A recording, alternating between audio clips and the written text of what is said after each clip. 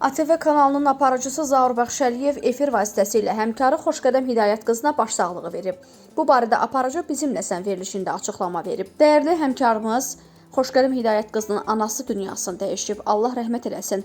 Haqq dünyasına qovuşub, başı sağ olsun, axır qəmi olsun deyə aparıcı qeyd edib. Qeyd edək ki, ölkənin ən çox baxılan aparıcılarından olan Xoşqədəm Bəxşəliyeva ilə Zaur Bəxşəliyevə münasibətlərinin soyuq olduğu qeyd edilirdi. Məlumat üçün bildirək ki, aparıcı Xoşqədəm Hidayət qızının anası Ofeliya Bəxşəliyeva dünən axşam vəfat edib.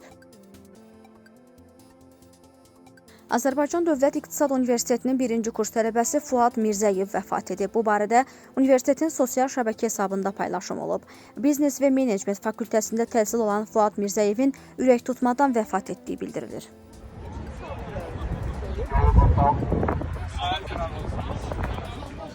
Fövqəladə Hallar Nazirliyinin 112 qaynar telefon xəttinə Bakı şəhəri Səbail rayonunda yerləşən Dənizkənarı Milli Park ərazisində bir nəfərin dənizə düşməsi barədə ilkin məlumat daxil olub.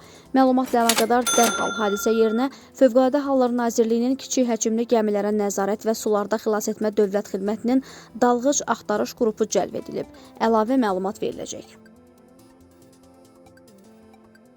13 ildir ki, Azərbaycan Dövlət Uşaq Filarmoniyasında direktor vəzifəsində çalışan Dilarə Asif qızı Əliyeva yaşı ilə əlaqədar öz istəyi ilə vəzifəsindən azad edilib. Bu barədə qurum məlumat yayıb. Qeyd edək ki, Dilarə Əliyeva 2012-ci ildən Uşaq Filarmoniyasına rəhbərlik edib.